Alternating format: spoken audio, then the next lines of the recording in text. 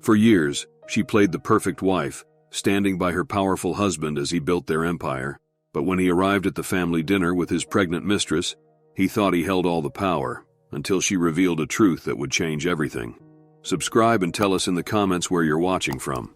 The Sterling Grand Hotel stood as a monument to luxury in the heart of the city skyline. Its gleaming facade of glass and steel reflected the setting sun, casting a golden glow over the arriving guests. At 62 stories, it was the flagship property of Sterling Industries, a hospitality conglomerate that had expanded into real estate, technology, and international development over 3 generations. On the 58th floor, in the private dining room aptly named The Crown, Rebecca Sterling moved with practiced precision. At 42, she carried herself with the poise that 20 years as the wife of Marcus Sterling had perfected. Her navy blue dress was elegant but conservative, her diamond jewelry understated but flawless. To the watching staff, she appeared to be exactly what everyone believed her to be, the perfect corporate wife. "The lighting needs to be adjusted," Rebecca instructed, gesturing toward the crystal chandelier. "Mr. Sterling prefers it slightly dimmer for these occasions." The hotel manager nodded deferentially. "Of course, Mrs. Sterling. And the temperature? 72 degrees exactly. Marcus gets irritable when he's too warm, especially during business discussions." As she surveyed the immaculately set table, Rebecca felt the familiar weight of the evening ahead. The annual Sterling Industries family business dinner was more than a meal. It was theater, politics, and corporate strategy in equal measure. Every detail mattered. "Mother!" Sophie Sterling's voice cut through Rebecca's thoughts as her 19-year-old daughter entered the room. Tall and striking with her father's confidence and her mother's thoughtfulness, Sophie moved directly to kiss Rebecca's cheek. "Everything looks perfect, as always." Behind her came Samuel, Sophie's twin brother, more reserved but equally observant. Where Sophie had inherited her father's charismatic presence, Samuel possessed a quieter intensity that reminded Rebecca of her own father. "The board members are arriving downstairs," Samuel reported, straightening his tie. "Grandfather's driver just called up." Rebecca nodded. "Thank you, Sam. And remember what we discussed. Polite, engaged, but non-committal on any business matters," he finished with a knowing smile. "I remember, Mom." Sophie rolled her eyes playfully. "Another evening of watching Dad perform for his audience while we play the adoring family. How thrilling." Rebecca gave her daughter a measured look. "Tonight is important." "Isn't it always?" Sophie replied, but something in her mother's tone made her straighten slightly. "Is everything okay?" Rebecca smiled, touching her daughter's cheek gently. "Everything is exactly as it should be. Now, help me greet Eleanor when she arrives. You know how particular your grandmother is about these events." As if summoned by her name, Eleanor Sterling swept into the room. At 76, Marcus's mother remained a formidable presence with her perfectly coiffed silver hair and regal bearing. She had been the wife of Richard Sterling, the founder's son, who had expanded the original hotel business into an international brand. "Rebecca," Eleanor acknowledged with a nod that conveyed both approval of the room's arrangement and irritation at something else entirely. She checked her platinum watch with a frown. "Let me guess. My son is running late to his own dinner. Again." "He mentioned a last-minute meeting," Rebecca replied smoothly. Eleanor sniffed disapprovingly. "Richard was never late a day in his life. Punctuality is respect, and respect is the foundation of business." She lowered her voice, leaning closer to Rebecca. "You allow him too much latitude." Rebecca's smile remained unchanged. "We all have our methods, Eleanor." The older woman studied her daughter-in-law's face before patting her hand with unexpected gentleness. "Indeed we do, my dear. Indeed we do." Over the next 30 minutes, the room filled with Sterling Industries' most important figures. The CEO of their tech division arrived with his wife, followed by the chief counsel and the heads of international development and finance. The board chairman, Harold Winters, a contemporary of Richard Sterling, entered with his signature red pocket square and booming laugh. Each was greeted personally by Rebecca, who remembered their children's names, their food preferences, and exactly which topics would most engage them. By 7:15, 14 people were seated around the table, with 2 conspicuously empty chairs, one at the head of the table, traditionally Marcus's place, and another that remained unassigned. At 7:20, Rebecca nodded to the waiting staff. "Let's begin with cocktails. Mr. Sterling would want us to start in his absence," Eleanor commented from her place near the head of the table. "He's always been theatrical. Even as a boy, he couldn't simply enter a room. He had to make an entrance." Rebecca simply smiled as she took a sip of her sparkling water. "Indeed, and tonight won't disappoint." At that precise moment, the double doors to the private dining room swung open, and Marcus Sterling finally arrived, 40 minutes late. At 45, he was still strikingly handsome, with the confident bearing of a man accustomed to commanding attention. His tailored suit and perfectly knotted tie spoke of wealth that didn't need to announce itself. But it wasn't Marcus's appearance that caused the room to fall silent. It was the woman on his arm. She was beautiful, perhaps 28 or 29, with glossy black hair and delicate features. Her red dress was both elegant and revealing, hugging her figure and highlighting what was unmistakably a pregnancy, approximately 5 months along. "Good evening, everyone," Marcus announced, his voice filling the room with practiced ease. "I apologize for our tardiness. I'd like to introduce Vanessa Chen, our Special Projects Director for Asian Markets." He paused, his eyes finally landing on Rebecca, who remained perfectly still at her end of the table. A slight smile played at the corner of his mouth as he delivered the line he had clearly rehearsed. "And the mother of my son, the next heir to Sterling Industries." The silence that followed was absolute. Every eye in the room moved from Marcus to Rebecca, waiting for her reaction. Eleanor's hand tightened around her water glass, and the twins exchanged a glance loaded with meaning that no one else caught. Marcus continued into the silence. "I know this is unexpected, but business is about adapting to change, and Sterling Industries is preparing for its future." Beside him, Vanessa Chen's smile faltered slightly. She was clearly uncomfortable with the tension, but the protective way Marcus held her arm suggested she trusted him completely. Her free hand rested on her rounded belly in an unconsciously protective gesture. The entire room held its collective breath, waiting for Rebecca's response. Instead of tears or rage, Rebecca rose gracefully from her chair and approached the couple. Her face betrayed no emotion beyond polite interest as she extended her hand to Vanessa. "Welcome to our family dinner, Miss Chen," she said, her voice warm and steady. "Please, sit here next to me, the honored guest's place." Vanessa's eyes widened in surprise as she took Rebecca's offered hand. "Thank you, Mrs. Sterling. That's very kind." Rebecca turned to the servers who stood frozen by the wall. "We can begin now, and bring Mr. Sterling his preferred Bordeaux." As Rebecca guided Vanessa to the seat beside her own, Marcus remained standing, visibly confused by the reaction. This wasn't the script he had planned. His eyes narrowed slightly as he watched his wife seat his mistress with the composure of a seasoned hostess. "You said she would be upset," Vanessa whispered to Marcus as he finally took his seat at the head of the table. "She seems fine?" Marcus dismissed her concern with a forced smile, though a muscle in his jaw tightened. "She's just in shock," he muttered. "It will hit her later." Across the table, Eleanor exchanged a knowing glance with Rebecca, while the twins maintained carefully composed expressions. But those who knew them well might have noticed the glint of anticipation in their eyes. As the first course was served, Rebecca led the conversation with practiced ease, asking Vanessa about her background and work experience. To everyone's surprise, Vanessa was clearly intelligent and well-versed in international business, particularly the expanding Chinese luxury market. "I was impressed with Sterling's potential in Shanghai," Vanessa explained, gradually relaxing under Rebecca's genuine interest. "The luxury hotel market there is saturated, but no one has successfully merged Western luxury standards with authentic Chinese cultural elements." Rebecca nodded thoughtfully. "That's precisely what Marcus has struggled to articulate to the board. Harold, didn't you question the viability of our Shanghai expansion last quarter?" Harold Winters, the board chairman, cleared his throat uncomfortably. "Well, yes, the projections seemed optimistic without a clear differentiator." Vanessa sat up straighter. "The differentiator is understanding that Chinese consumers don't want a Western hotel with Chinese decorations. They want an experience that honors their cultural values while providing the efficiency and luxury they associate with Western brands." As Vanessa continued explaining her vision, Marcus watched with growing unease. This wasn't how the evening was supposed to unfold.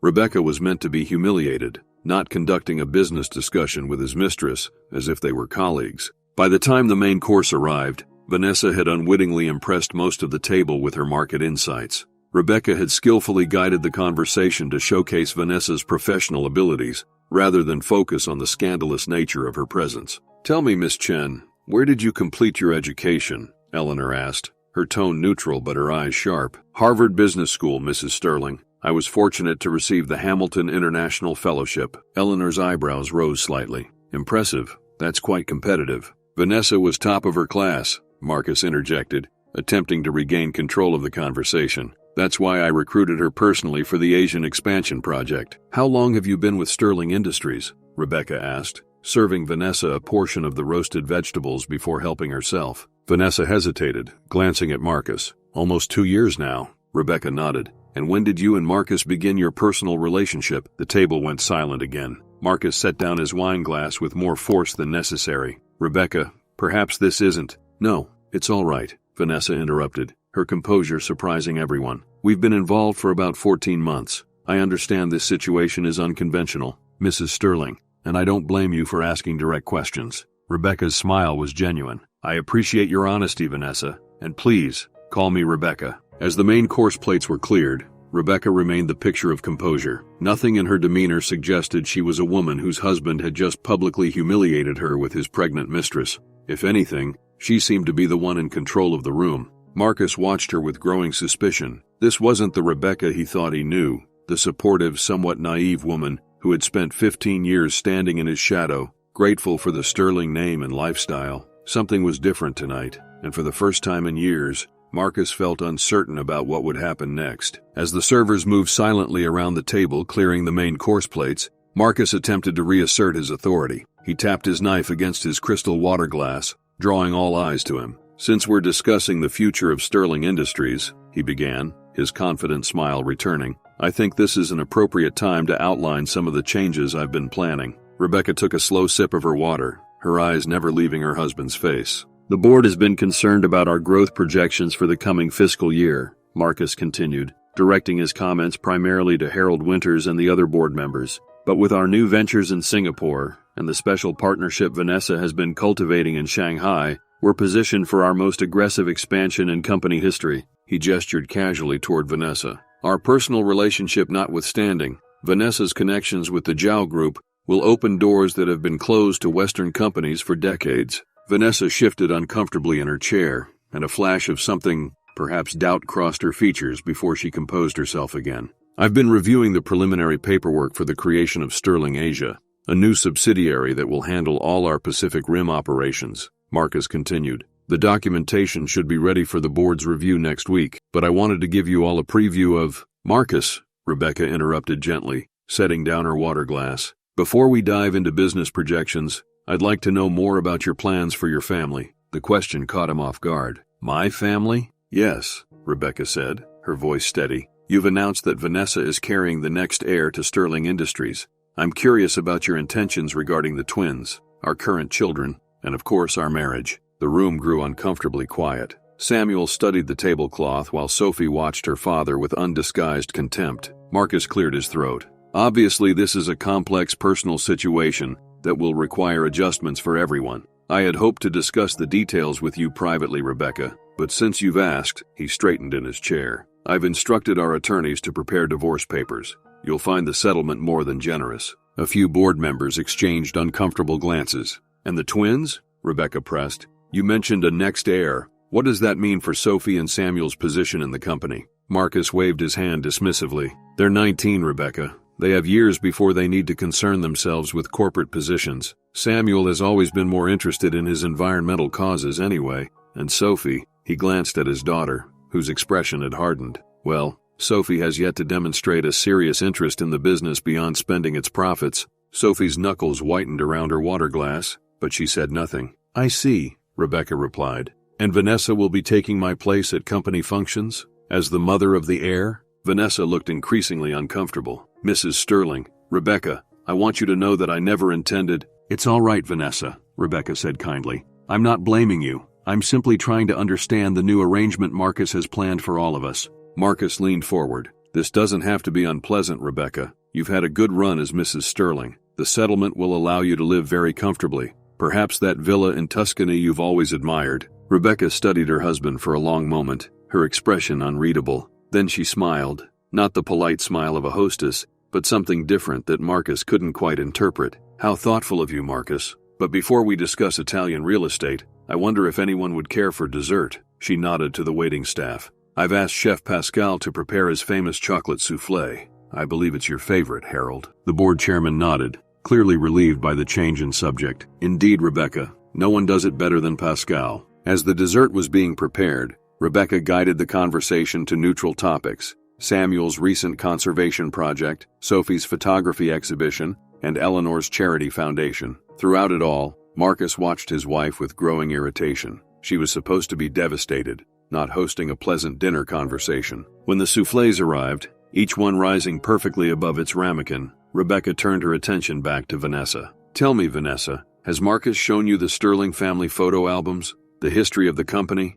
Vanessa shook her head. "Not yet. He's mentioned his father and grandfather, of course." Rebecca nodded thoughtfully. "The Sterling men have always been very proud of their legacy. Richard, Marcus's father, was particularly concerned with how the company would be passed down through generations." Marcus set down his spoon with a clatter. "Rebecca, I don't think anyone needs a history lesson during dessert." "On the contrary," Eleanor interjected, speaking up for the first time in a while, "I think it's important for Vanessa to understand the family she's joining, especially as the mother of a potential heir." The emphasis she placed on potential wasn't lost on anyone at the table. "Richard was an interesting man," Rebecca continued, ignoring Marcus's obvious displeasure. "Very traditional in many ways, but surprisingly progressive in others. He believed strongly in meritocracy within the family structure." Harold Winters nodded. "That's true. Richard often said blood wasn't enough to earn leadership. You had to prove your worth to the Sterling name." Rebecca smiled. "Exactly. He was also quite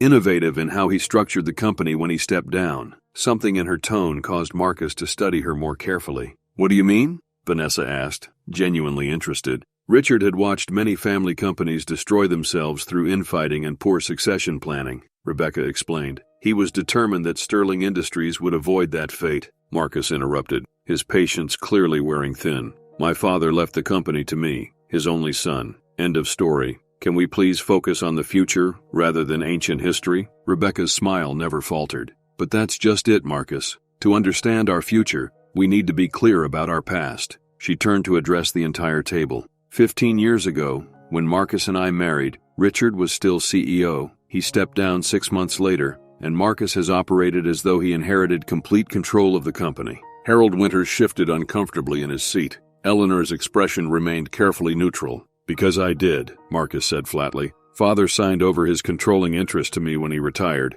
Everyone at this table knows that." "Not exactly," Rebecca replied. Her voice remained conversational, but something had changed in her demeanor, a subtle shift from polite hostess to something else entirely. "Richard transferred his shares, yes, but the control structure he created was quite specific." She reached into her purse and removed a slim silver case, from which she extracted a single folded document. "I have a copy here, if anyone would like to review it." Marcus stared at the paper. "What is that?" "The original trust document that Richard created when he restructured the company," Rebecca answered. "The one that places 57% of voting shares in a trust controlled by, and I quote, the spouse of the CEO." The silence that followed was absolute. "That's impossible," Marcus finally said, his voice tight. "I've controlled those shares for 15 years. "You've exercised voting rights as a proxy," Rebecca corrected him gently, "with my authorization, which I provided for every board meeting and major decision. Check the records, Harold. You'll find my signature on every proxy document since Richard stepped down."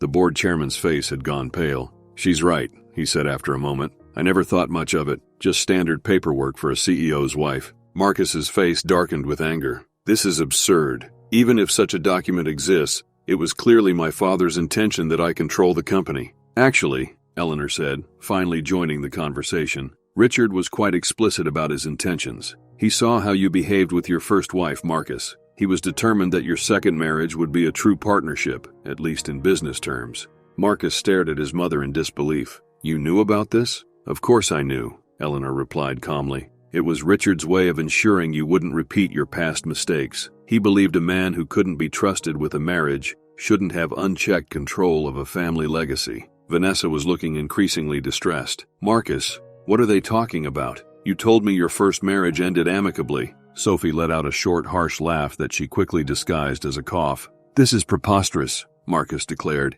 his voice rising. "Rebecca has never involved herself in company business beyond attending functions and hosting dinners." "Publicly, no," Rebecca agreed. "That was our arrangement. You wanted the spotlight, and I was content to observe from the shadows. But I've been reviewing every report, every proposal, every financial statement for 15 years. "She has," Samuel confirmed quietly. "Mom has a complete office at home. I've seen her working there since I was a kid." Marcus turned to his son with a look of betrayal. "You knew about this too?" Samuel met his father's gaze steadily. "I learned about it gradually. Mom never spoke against you, if that's what you're wondering. She just made sure Sophie and I understood the business from all angles, not just yours." Marcus turned back to Rebecca, his composure cracking. So what's your point? Are you planning some sort of coup, using this technicality to threaten me because you're upset about Vanessa? Rebecca's expression softened slightly. This isn't about Vanessa, Marcus. Or not entirely. It's about the company's future and what you've been doing with Sterling assets for the past 7 months.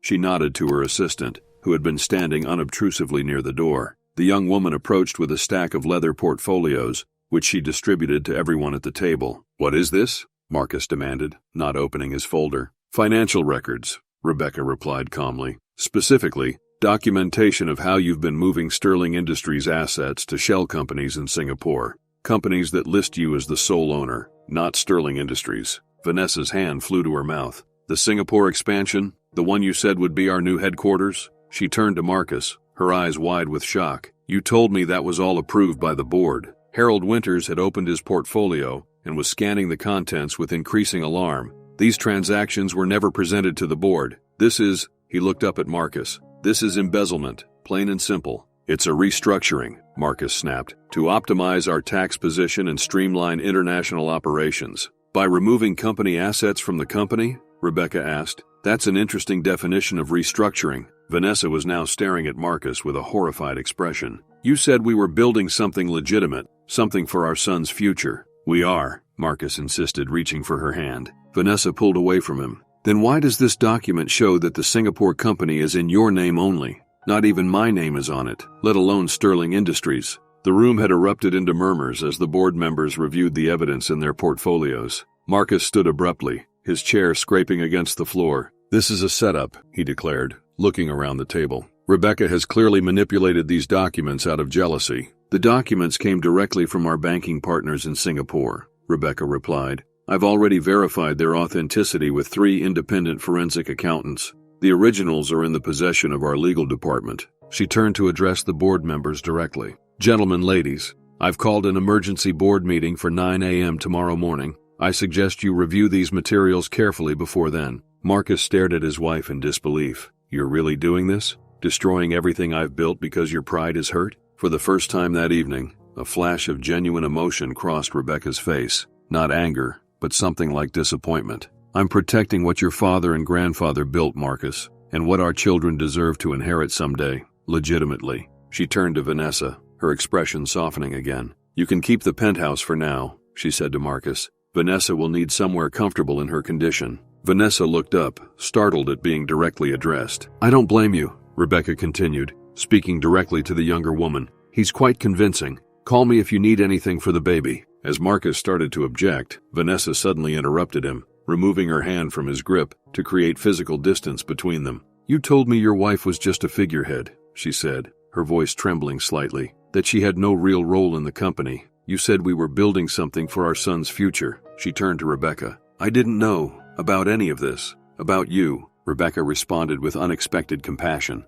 Few people do. That was the point. The dinner had completely unraveled. Board members were on their phones, presumably calling their own legal counsel. Eleanor sat back in her chair, watching her son with an expression of profound disappointment. The twins remained silent, though Sophie couldn't quite hide the satisfaction in her eyes as she watched her father's carefully constructed world collapsing around him. In the midst of the chaos, Rebecca remained perfectly composed, as she had been from the moment Marcus walked in with Vanessa on his arm. But now, looking more closely, one could see that her composure wasn't born of shock or denial. It was the calm confidence of someone who had been preparing for this moment for a very long time. As the implications of Rebecca's revelation sank in around the table, the elegant dining room transformed into something resembling a war room. Board members huddled in small groups, speaking in urgent whispers while occasionally glancing toward Marcus, whose face had become a mask of barely controlled fury. Rebecca remained seated, her posture relaxed as she observed the fallout. When her phone vibrated with a text message, she glanced down at it briefly and nodded to herself. Everything was proceeding according to plan. This is absurd, Marcus finally declared, loud enough to silence the room. You can't possibly believe you can take control of Sterling Industries based on some obscure clause in my father's paperwork. Rebecca regarded him calmly. It's not obscure, Marcus. It's quite explicit. And I'm not taking control. I've had it all along. I'm simply choosing to exercise it directly now, rather than through you. And why now? He demanded. After 15 years of playing the dutiful wife, Why this sudden power grab? Rebecca's expression hardened slightly. Because for 15 years, you operated within certain boundaries. You made some questionable decisions, certainly, but nothing that threatened the company's fundamental integrity or future. That changed 7 months ago. She turned to Harold Winters. Harold, when did Marcus first mention the Singapore expansion to the board? The chairman frowned in concentration. February, I believe. He presented it as a strategic repositioning for our Asian operations. February 12th, to be precise, Rebecca confirmed. 3 days after he opened the first shell company in Singapore. She turned back to Marcus. That was your mistake. If you had created legitimate subsidiary companies with proper board approval, I might have continued our arrangement indefinitely. Vanessa, who had been listening intently, suddenly straightened. February? She asked, her voice small but steady. You started this in February? Marcus waved dismissively. The timing isn't important. It is to me, Vanessa insisted. Because in February I told you I was pregnant. A new silence fell over the room as this implication settled. You started moving money as soon as you knew about the baby, Vanessa continued, the realization dawning on her face. That's why you suddenly proposed the Singapore office. It wasn't about Sterling Industries expanding. It was about you creating an escape plan. Don't be ridiculous, Marcus snapped. The Singapore strategy has been in development for years. No, it hasn't, Sophie interjected, speaking for the first time since her father's arrival. Dad, I literally heard you tell Mom 3 years ago that Singapore was oversaturated and not worth our investment. I remember because it was during that dinner with the Malaysian ambassador. Marcus glared at his daughter. Stay out of this, Sophie. Why should she? Samuel asked, his quiet voice carrying surprising authority. This affects her future too. Both of our futures. Rebecca nodded to her children with evident pride before turning back to the board members. As you can see from the documentation, Marcus has already transferred approximately $43 million in company assets to his personal control. I've frozen those accounts as of this afternoon. Marcus slammed his hand on the table. You had no right. Actually, said a new voice from the doorway, she had both the right and the legal obligation. All heads turned to see David Chen, Sterling Industries' chief legal counsel, entering the room with a leather briefcase. He nodded respectfully to Rebecca before addressing the entire table. As corporate counsel, I've spent the past 3 weeks reviewing Mrs. Sterling's evidence and the original company structure established by Richard Sterling. Her interpretation of the controlling interest is legally sound. Marcus stared at the lawyer in disbelief. You work for me, David. I work for Sterling Industries, Chen corrected firmly, and my fiduciary duty is to the company, not to any individual executive. He placed his briefcase on the table and removed several documents. Mrs. Sterling contacted me 97 days ago with initial concerns about irregularities in the Singapore transactions. After preliminary investigation confirmed her suspicions, I advised her to gather comprehensive evidence before taking action. Rebecca smiled slightly. 97 days, during which time, Marcus, you never once suspected that I knew what you were doing. For the first time, a flicker of uncertainty crossed Marcus's face. 97 days? You've been planning this for over 3 months? I've been watching you for 15 years, Rebecca replied simply. I just decided to act 3 months ago. She turned to address Vanessa directly. That was around the time Marcus likely told you he was leaving me, wasn't it? When your pregnancy would have been confirmed via amniocentesis?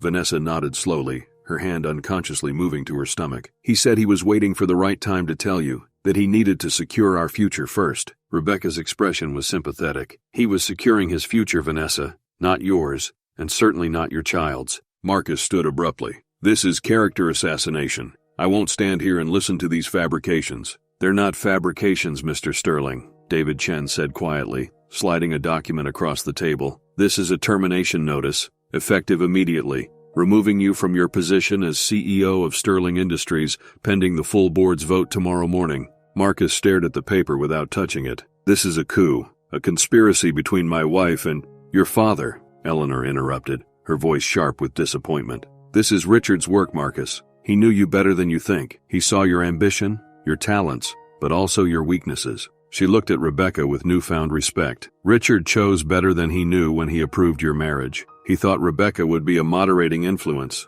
someone who could guide you subtly when needed. He never anticipated she would need to step in completely. Marcus turned on his mother. So you're siding with her now? Against your own son? Eleanor's expression remained stern. I'm siding with Sterling Industries and its future, as Richard would have done. With deliberate movements, Eleanor removed an ornate gold and sapphire ring from her right hand, the same ring Richard Sterling had given her on their wedding day 52 years earlier. She rose from her seat and walked around the table to where Rebecca sat. "This belongs to the true head of the Sterling family," she said, placing the ring in Rebecca's palm and closing her fingers around it. The symbolism of the gesture was lost on no one in the room. For decades, that ring had represented the continuity of the Sterling legacy. Now it had passed not to the son, but to the woman who had silently protected the family's interests while her husband pursued his own agenda. Marcus looked as though he had been physically struck. "Mother, enough, Marcus," Eleanor said, her voice weary but resolute. "It's time to accept the consequences of your choices." As Marcus confronted the company lawyer, demanding to see the full termination documents, Vanessa quietly leaned toward Rebecca. "What happens to me now?" she asked, her voice barely above a whisper. Rebecca reached into her purse and removed a business card, which she slid discreetly to Vanessa. "My private number. This isn't about punishing you or the child." Vanessa studied Rebecca's face, searching for signs of anger or resentment, but finding none. "Why are you being kind to me? I'm carrying your husband's child. I believed I was going to replace you." "Because this isn't a soap opera, Vanessa," Rebecca replied softly. "This is real life, with real consequences for everyone involved, including an innocent child. My quarrel isn't with you, it's with the man who lied to both of us." Vanessa's eyes filled with tears. "I'm not staying with him," she said suddenly, her voice finding new strength. "Not after this. I won't raise my son with a man who—" She broke off, unable to finish. "You don't have to decide anything tonight," Rebecca assured her. "But when you're ready to talk, call me. Your child is connected to my children, whether Marcus remains in the picture or not." Across the room, Marcus had apparently finished reviewing the termination documents and was now advancing toward Rebecca, his face flushed with anger. "This isn't over," he declared. "I have connections, resources that aren't yours," Rebecca corrected. "The financial team has already audited your known accounts. The properties in Aspen and Miami have been frozen, as has your private investment portfolio. You'll retain your personal bank accounts in the penthouse for now, but nothing derived from Sterling Industries' assets." Marcus stared at her in disbelief. "You can't just erase me from my own family's company. You were doing a fine job of that yourself," Rebecca replied, her voice finally betraying a hint of anger. "The difference is that you were planning to take the money and run. I'm staying to rebuild what you nearly destroyed." She turned to David Chen. "Is security ready?" The lawyer nodded. "They're outside, Mrs. Sterling." Marcus looked from Rebecca to the lawyer and back again. "Security? You're having me escorted out like a criminal?" "Like an executive who's been terminated for cause," Rebecca corrected. "Standard protocol, as you know. You've ordered it done to others often enough." Marcus turned to Vanessa, suddenly remembering her presence. "Come on," he said, grabbing her arm. "We're leaving." Vanessa pulled away from him. "No," she said firmly. "I need to think." "Don't be ridiculous," Marcus snapped. "You're coming with me. We'll sort this out." "I said no," Vanessa repeated, her voice stronger now. She unconsciously moved closer to Rebecca. "I'm staying here until I figure out what to do." Marcus looked at her as if seeing her for the first time, not as an accessory or a trophy, but as a woman capable of making her own decisions. The realization seemed to shake him more than anything else that had happened. "Fine," he said finally, his voice cold. "Stay with her. You'll see soon enough that this is nothing but a temporary power play. I built Sterling Industries into what it is today. It won't function without me." Rebecca shook her head slightly. "You didn't build it, Marcus. You inherited it and nearly dismantled it for your own gain."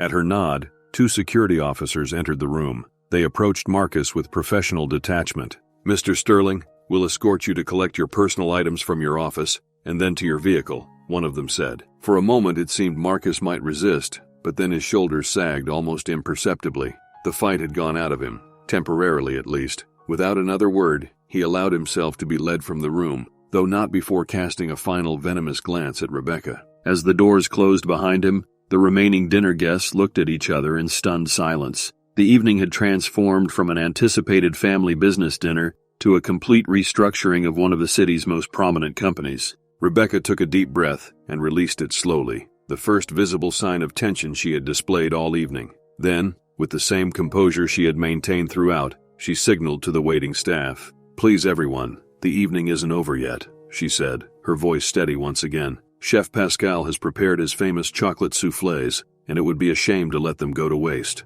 As the desserts were served, conversations gradually resumed around the table. Board members discussed the upcoming emergency meeting. Eleanor engaged Vanessa in a surprisingly gentle conversation about her pregnancy and health. The twins exchanged glances of mingled shock and admiration for their mother. Through it all, Rebecca maintained her role as the perfect hostess, as she had for 15 years. But now, everyone at the table understood that her poise wasn't simply that of a corporate wife fulfilling her social duties. It was the calculated composure of a woman who had been silently at the helm all along, waiting for precisely the right moment to take visible control. The executive boardroom of Sterling Industries occupied the entire west side of the 53rd floor, with floor-to-ceiling windows offering a panoramic view of the city skyline. At precisely 8:45 the following morning, Rebecca Sterling stepped off the private elevator, followed by David Chen and a team of 3 financial analysts. Unlike the previous evening, when she had dressed in understated elegance, today Rebecca wore a tailored charcoal suit that projected authority. The only touch of color was a sapphire brooch that matched Eleanor's ring, which now adorned her right hand. "The board members are already arriving," David informed her as they walked toward the boardroom. "Harold has been briefing them individually since 6 this morning." Rebecca nodded, reviewing notes on her tablet. "And operations? Has there been any disruption?" "Minimal," one of the analysts replied. "We implemented the contingency protocols at 5 a.m. All critical systems and communication channels have been secured. Mr. Sterling's access credentials were revoked at midnight." His executive assistant? "Miss Farrow has agreed to stay on and assist with the transition. She's waiting in your office, the CEO's office, whenever you're ready to meet with her." Rebecca paused, looking momentarily surprised. "Jennifer is staying? I thought she was completely loyal to Marcus." David smiled slightly. "She said, and I quote, 'I'm loyal to Sterling Industries, and I already know how Mrs. Sterling takes her coffee.'" This drew a small laugh from Rebecca. Smart woman. She always saw more than Marcus realized. As they approached the boardroom, Rebecca could see through the glass walls that most of the board had already assembled. Harold Winters was standing at the head of the table, gesturing emphatically as he spoke. The expressions around the table ranged from concern to outright anger. "Are we expecting Marcus?" Rebecca asked David quietly. "His attorney called 20 minutes ago. Marcus won't be attending, but his lawyer will be here as an observer." Rebecca nodded. "Good. I'd rather handle this without his theatrical interruptions." Before entering, she paused to compose herself. Despite her outward confidence, Rebecca was acutely aware of the magnitude of what she was about to do. For 15 years, she had operated in the shadows, influencing through subtle suggestions and carefully placed insights. Today, she would step fully into the light, taking formal control of an empire with over 15,000 employees worldwide. At exactly 9 a.m., Rebecca entered the boardroom. "Good morning," she said, her voice calm but authoritative. "Thank you all for adjusting your schedules on such short notice." Harold Winters stepped aside, yielding the position at the head of the table to Rebecca without hesitation. "Mrs. Sterling, Rebecca has our full agenda prepared." Rebecca took her seat as David Chen distributed comprehensive packets to each board member. "You've all had time to review the preliminary materials provided last night," she began. "What you're receiving now is the complete forensic accounting report, along with the proposed recovery strategy and immediate leadership transition plan." A distinguished-looking man in his 60s, Rebecca recognized him as Marcus's attorney, James Warrington, raised his hand. "Mrs. Sterling, I must formally object to these proceedings. My client has not been given adequate time to respond to these allegations." Rebecca met his gaze directly. "Mr. Warrington, these are not merely allegations. They are documented facts that have been independently verified by 3 separate accounting firms." She gestured to the financial team standing near the door. "Your client is welcome to commission his own forensic analysis, but I should warn you that the evidence is irrefutable." "Nevertheless," Warrington continued, "the sudden removal of a CEO without is explicitly permitted under Article 7 of our corporate bylaws," Rebecca finished for him. "In cases of documented financial malfeasance, the controlling shareholder may take immediate action to protect company assets pending full board review." She smiled slightly. "I'm sure Marcus has explained that I am, in fact, that controlling shareholder." Warrington's expression suggested that Marcus had done no such thing. Harold Winters cleared his throat. "For the record, I've reviewed all legal documentation with our corporate counsel. Mrs. Sterling's authority in this matter is absolute and legally binding. The purpose of today's meeting is not to debate her right to act, but to formalize the transition and establish next steps." Rebecca nodded her thanks to Harold before addressing the entire board. "I understand this is unexpected for many of you. For 15 years, Marcus has been the public face of Sterling Industries, while I've remained largely in the background. That was by mutual agreement, and it suited my purposes at the time." She opened her own copy of the report and directed their attention to specific pages. "However, as you can see from sections 3 through 7, Marcus began systematically diverting company assets approximately 7 months ago. The pattern accelerated dramatically in February, coinciding with, she paused, considering how to phrase it, personal developments in his life. Victoria Zhao, the newest and youngest board member, spoke up. These Singapore entities, they appear to be structured for eventual separation from Sterling Industries altogether. Precisely, Rebecca confirmed. Based on the documentation we've recovered, Marcus was creating a parallel corporate structure that he alone controlled. The Singapore operation was designed to eventually absorb our most profitable Asian properties while leaving the parent company with the debt. James Warrington shifted uncomfortably, but remained silent. The immediate question, Rebecca continued, is how to recover these assets with minimal disruption to our operations and public image. Page 23 outlines our proposed strategy. For the next hour, Rebecca led the board through a detailed recovery plan. She demonstrated a command of the company's finances and operations that clearly surprised many of the board members who had previously known her only as Marcus's wife. She fielded complex questions about international banking regulations, addressed potential media responses, and outlined a comprehensive restructuring of the Asian division that would strengthen, rather than weaken, Sterling Industries' position in the market. By the time they reached the final section of the report, even Marcus's attorney had fallen silent, taking copious notes to report back to his client. This brings us to the leadership transition, Rebecca said, closing her portfolio. Effective immediately, I will assume the role of CEO on an interim basis. David Chen will continue as Chief Legal Officer with expanded authority over compliance and ethics. I'm proposing Jennifer Farrow, currently Marcus's executive assistant, for the position of Chief of Staff to ensure continuity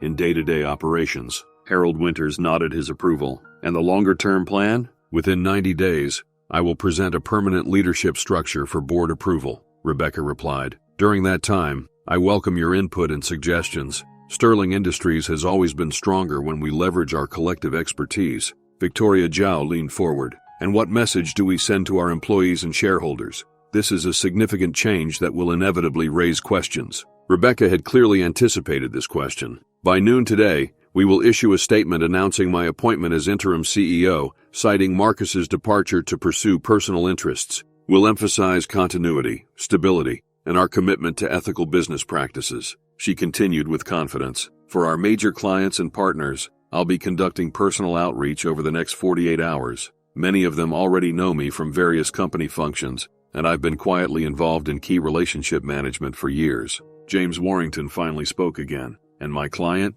What is being offered to Marcus Sterling beyond the termination we've already discussed? Rebecca's expression remained professional, but her voice cooled noticeably. Mr. Warrington, your client attempted to divert over $40 million of company assets for his personal use. Under normal circumstances, that would warrant criminal charges. The attorney paled slightly. However, Rebecca continued, for the sake of the Sterling name and the company's reputation, I'm prepared to handle this as an internal matter, provided Marcus cooperates fully with the asset recovery and makes no public statements that could damage Sterling Industries. She slid a document across the table to Warrington. These are our terms. Marcus retains his personal assets acquired prior to the malfeasance, receives a severance package aligned with our executive departure policies, and signs a comprehensive non-disclosure and non-disparagement agreement. In exchange, Sterling Industries will not pursue criminal charges. The attorney reviewed the document briefly. I'll present this to my client, but I can't guarantee his response. Of course, Rebecca replied smoothly.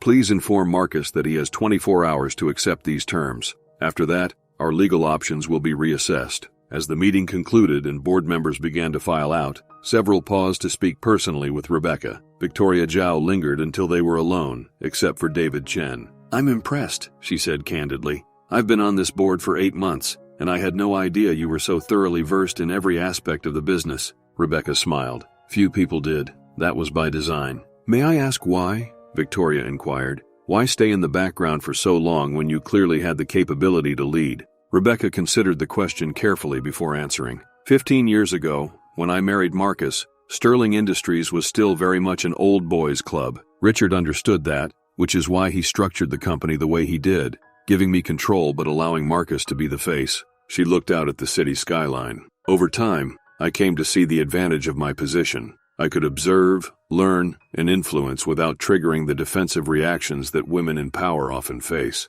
Marcus took credit for my ideas, but that meant he also implemented them. Until he crossed a line, Victoria supplied. Until he threatened the company's future, Rebecca corrected, and by extension, the future that belongs to my children, and now, to Vanessa's child as well. Victoria raised an eyebrow at this mention of Marcus's pregnant girlfriend. That's remarkably generous of you. Most women in your position would want nothing to do with the child. Rebecca shook her head slightly. That child is innocent in all this, and regardless of how I feel about Marcus's behavior, that baby will be a half-sibling to my children. Family is family. As Victoria left, David Chen approached with a stack of documents requiring Rebecca's immediate attention. The press release is drafted for your review, and Jennifer is coordinating calls with our top 10 clients. Also, Vanessa Chen called while you were in the meeting. Rebecca looked up from the papers. Vanessa? Where is she? Still at the hotel. She asked if you could meet her for lunch. Rebecca nodded thoughtfully. Schedule it for 1 o'clock in my private dining room. And David, thank you for everything. The lawyer smiled. Richard would be proud of how you've handled this. He always said you were the best decision Marcus ever made. After he left, Rebecca stood alone in the boardroom, looking out at the city where Sterling Industries had begun 3 generations earlier, with a single hotel. The weight of responsibility settled on her shoulders, not uncomfortably, but with a finality that acknowledged the transformation of her role from hidden power to visible authority. She glanced down at Richard's sapphire ring on her finger and smiled slightly. The old man had been craftier than anyone gave him credit for. He'd recognized something in his quiet daughter-in-law that his own son had failed to see: the patience, intelligence, and strength to protect what mattered most when the time came. At precisely 1 o'clock, Vanessa arrived for lunch, looking tired but composed. She had changed from the previous evening's cocktail dress into a simple maternity outfit that emphasized her professional rather than glamorous side. "Thank you for seeing me," she said as she took a seat at the small table in Rebecca's private dining room.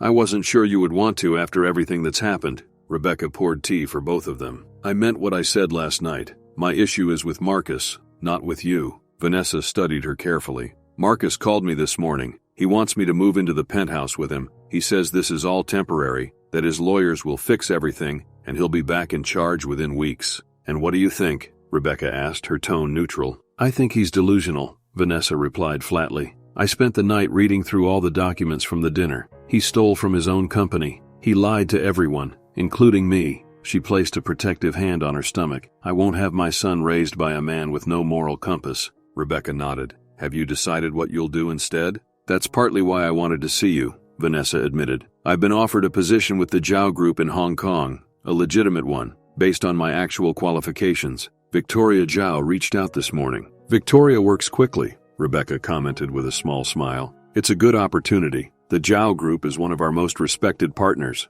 "It would mean leaving the country," Vanessa pointed out, "taking Marcus's child overseas." Rebecca considered this. "Marcus has forfeited any right to dictate your choices. But if you're concerned about family connections, we can make arrangements. My children should know their half-brother, regardless of the circumstances." Vanessa looked surprised. "You'd want that? Even after what Marcus did?" "Children shouldn't pay for their parents' mistakes," Rebecca said simply. "Sophie and Samuel understand that as well." Vanessa's eyes filled with tears. "I don't understand you, Rebecca. By all rights, you should hate me." Rebecca reached across the table and briefly touched Vanessa's hand. "Would that change anything? Would hate undo what's happened or make the future any better?" Before Vanessa could respond, Rebecca's phone buzzed with a message. She glanced at it and sighed. "Marcus is downstairs demanding to be allowed up." Vanessa tensed. "I don't want to see him right now." "You don't have to," Rebecca assured her. "Security won't let him past the lobby without my authorization." She considered for a moment. "Though perhaps it's better to have this confrontation now, on our terms, rather than let him ambush either of us later." Vanessa hesitated, then nodded. "You're right, but I'd rather not face him alone." "You won't have to," Rebecca promised. "We'll do this together." She sent a message authorizing Marcus to be escorted up, but to the boardroom, not her private dining room. By the time he arrived, Rebecca and Vanessa were seated side by side at the conference table, a united front against the storm that was about to enter. When Marcus burst through the door, his appearance was markedly different from the polished executive of the previous evening. His hair was disheveled, his eyes bloodshot, and his normally immaculate suit looked slept in. "There you are," he said accusingly to Vanessa, barely acknowledging Rebecca. "I've been calling you all morning." "I needed time to think," Vanessa replied, her voice steadier than Rebecca had expected. Marcus glanced between the two women, his expression darkening. "I see you've chosen sides already. Let me guess, she's turned you against me too?" You did that yourself, Vanessa responded, when you lied about everything. Marcus dismissed this with a wave of his hand.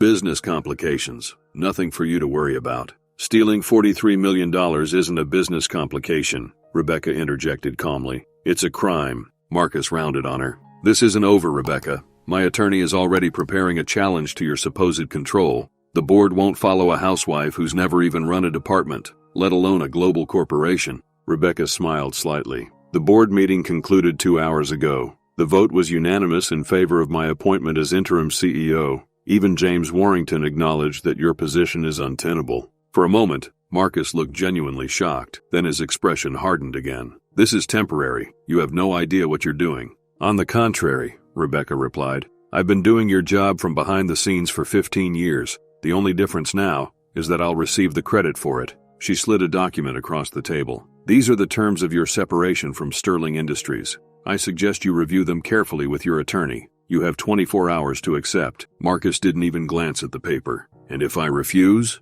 then David Chen will deliver our evidence to the district attorney's office tomorrow morning, Rebecca said simply. Embezzlement at this scale typically carries a sentence of 15 to 20 years. The color drained from Marcus's face. For the first time, the reality of his situation seemed to truly register. You wouldn't dare, he whispered. It would destroy the Sterling name, your name, the twins' name. Which is why I'm offering you this alternative, Rebecca replied. But make no mistake, Marcus, if protecting the company requires legal action against you, I won't hesitate. Marcus turned to Vanessa, clearly hoping for an ally. You need to come with me. We need to present a united front, for our son's sake. Vanessa shook her head. I'm not going anywhere with you. I've accepted a position in Hong Kong. Hong Kong? Marcus repeated incredulously. You can't take my son to Hong Kong. I have rights. Rights you'll likely lose if convicted of felony embezzlement, Rebecca pointed out. But even setting that aside, I'm sure we can arrange a reasonable visitation schedule if you choose to be involved in the child's life.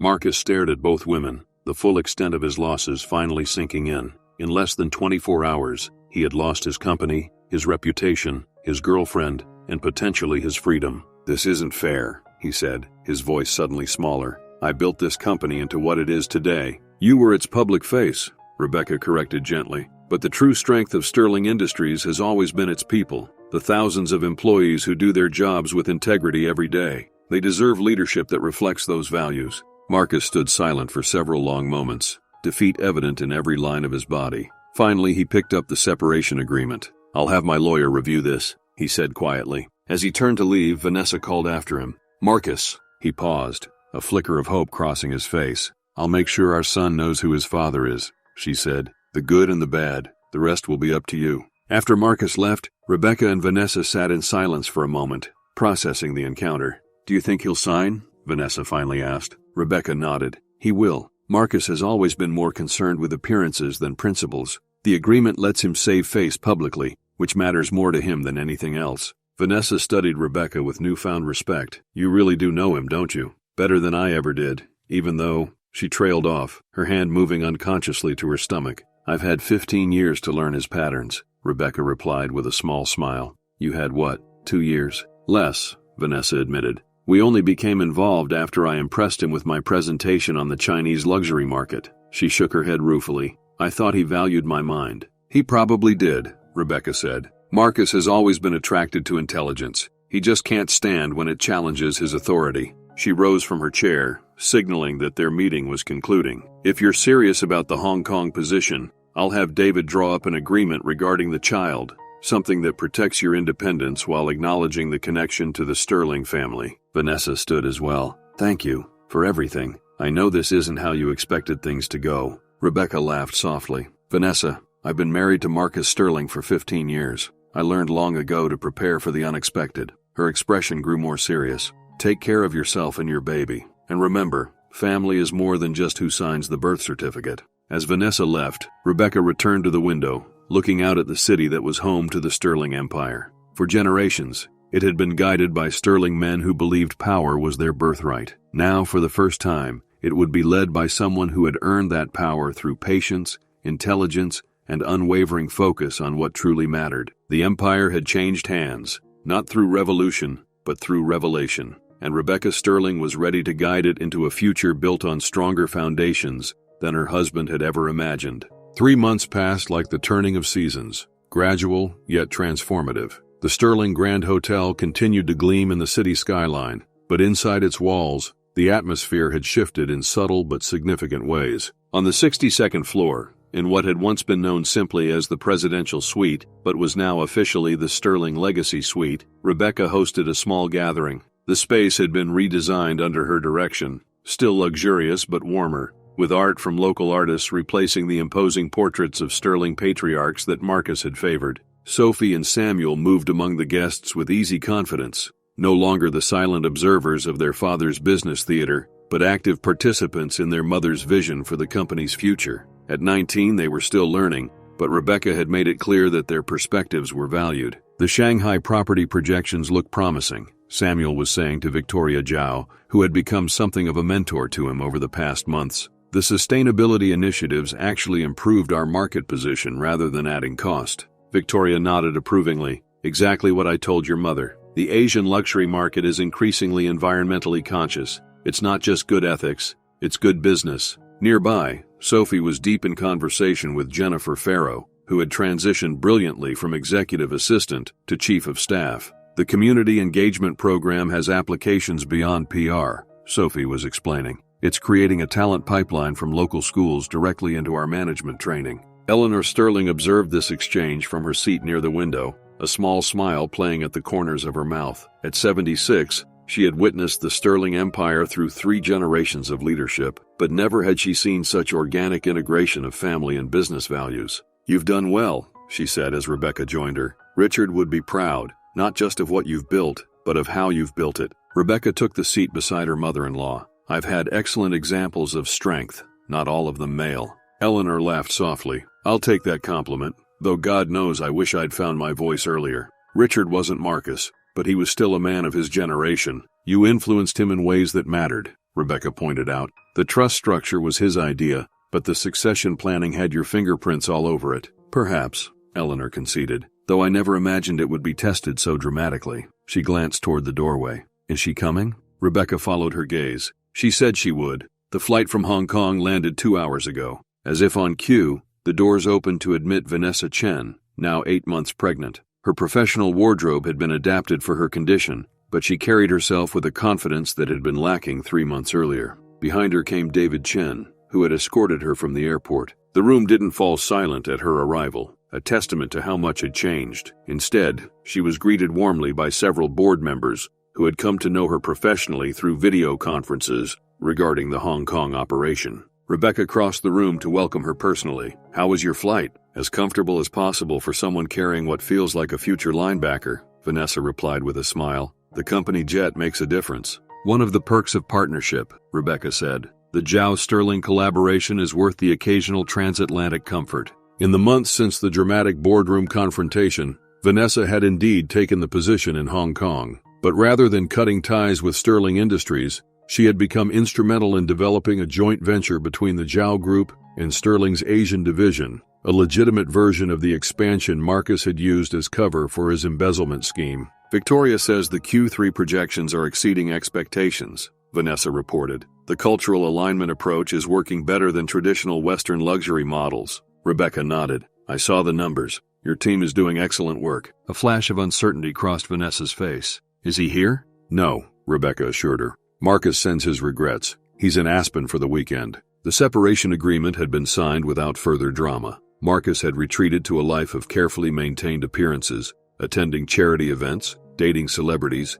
and giving occasional interviews that never mentioned the mutual decision that had led to his departure from Sterling Industries. He had visitation rights to his unborn son, but had so far shown limited interest in exercising them. Sophie and Samuel are eager to see you, Rebecca continued, guiding Vanessa toward where the twins were conversing with board members. Samuel has questions about the Hong Kong educational system. I think he's considering a semester abroad. As they approached, Sophie immediately embraced Vanessa, a gesture that would have been unimaginable 3 months earlier. You look amazing. How much longer now? 4 weeks officially, but my doctor thinks he might arrive early, Vanessa replied, one hand resting on her prominent belly. Samuel, more reserved but equally welcoming, offered Vanessa a seat. We've been following the Hong Kong project. Your cultural integration model is fascinating. As the conversation flowed naturally between business and personal matters, Rebecca stepped back slightly, observing the interaction with quiet satisfaction. There was no tension, no awkwardness, just the relaxed exchange of people connected by both professional respect and an unusual family bond. Eleanor joined her, following her gaze. "Not exactly the family dynamic I expected in my golden years," she commented dryly. Rebecca smiled. "Family evolves. The Sterlings more than most, it seems." "Indeed." Eleanor's expression turned more serious. "Have you told them about the board's decision?" "Not yet. I wanted everyone together first." Eleanor nodded, understanding. "It's time, I think." Rebecca took a deep breath and moved to the center of the room, gently tapping her glass to gain everyone's attention. The conversations quieted as all eyes turned to her. "Thank you all for coming tonight," she began. 3 months ago, Sterling Industries faced a critical moment in its history. The path forward wasn't clear, and the challenges seemed daunting. She looked around at the assembled faces, board members, executives, family, all watching her with the respect she had earned, rather than inherited. "I agreed to serve as interim CEO during that turbulent transition. Today, I'm pleased to announce that the board has reached a unanimous decision regarding the permanent leadership structure of Sterling Industries." Harold Winters, who had been quietly conversing with David Chen, stepped forward with an official-looking folder. "As board chairman, I have the honor of formalizing this appointment," he said, opening the document. "Effective immediately, Rebecca Sterling will continue not as interim, but as permanent Chief Executive Officer of Sterling Industries." Applause filled the room, with Sophie and Samuel exchanging proud glances. Even Vanessa joined in enthusiastically. When the applause subsided, Rebecca continued, "I accept this responsibility with humility and determination. But leadership isn't about a single person. It's about creating a structure that reflects our values and secures our future." She gestured to David Chen, who stepped forward with several additional folders. "Today also marks the formal establishment of the Sterling Legacy Trust, a new structure that will ensure the company's independence and ethical governance for generations to come." David began distributing the documents as Rebecca explained. 51% of Sterling Industries will be held in trust, guided by a charter that emphasizes sustainability, ethical business practices, and community investment. The trust will be overseen by a council including family members and independent advisors. She turned to her children. "Sophie, Samuel, as you come of age, you'll have the opportunity to earn positions of leadership, but nothing will be handed to you simply because of your name. The Sterling legacy must be earned through merit, integrity, and vision." The twins nodded solemnly, accepting both the opportunity and the responsibility their mother was outlining. Rebecca then turned to Vanessa. "The charter also acknowledges all Sterling descendants equally. Your son will have the same opportunities as Sophie and Samuel, should he choose to pursue them, not because of his father, but because family extends beyond the choices of individuals." Vanessa's eyes filled with tears as she placed a protective hand over her belly. "Thank you," she whispered. As the formal announcements concluded and the gathering returned to more casual conversations, Rebecca found herself standing by the windows overlooking the city where the Sterling story had begun 3 generations earlier. The family name adorned buildings, charitable foundations, and business cards, a legacy built by men who believed power was their birthright. Now that legacy would continue under different terms, not erasing the past, but building on it with stronger foundations and clearer values. "Penny, for your thoughts," came Eleanor's voice as she joined Rebecca at the window. Rebecca smiled. "I was thinking about Richard, actually. Whether he foresaw any of this when he created that trust 15 years ago." Eleanor considered this. "Richard was a strategist. He recognized your strength when Marcus couldn't see beyond his own reflection, but even Richard couldn't have predicted exactly how it would unfold." She gazed out at the city lights. "He gave you the tools. You chose when and how to use them. That was your wisdom, not his." From across the room came the sound of laughter. Sophie was showing Vanessa something on her phone, while Samuel explained some technical concept to Victoria and Harold. The future of Sterling Industries was taking shape in those connections, those relationships built on respect rather than obligation. "What happens next?" Eleanor asked quietly. Rebecca thought about the strategic plan on her desk, the international expansion, the sustainability initiatives, the corporate governance reforms, all important, all part of her vision for Sterling Industries. But as she watched her children and the woman who carried their half-brother, she recognized that the most significant part of her legacy wouldn't be measured in profit margins or stock prices. "We build something worthy of them," she answered simply. "Something they can be proud to inherit, not just the power, but the responsibility that comes with it." Eleanor nodded approvingly. Richard would drink to that. Rebecca raised her glass slightly, to the true meaning of legacy. As the evening continued around them, the two women stood in companionable silence, watching the future unfold in real time, a future shaped not by the man who had tried to claim the empire as his personal kingdom, but by those who understood that true power lies in what you build for others, not what you keep for yourself. The Sterling Empire had found its true heir, not in a single person, but in a vision of leadership that would endure long after the current generation had passed the torch to the next. And in that quiet moment of reflection, Rebecca knew that the most difficult decision of her life had also been the most necessary one, not just for herself, but for everyone who depended on her courage to do what was right when it mattered most. If you enjoyed the story, please hit that like button and subscribe to our channel for more captivating stories of power, betrayal, and redemption. Share your thoughts in the comments below. Don't forget to turn on notifications so you never miss our next upload. Until next time.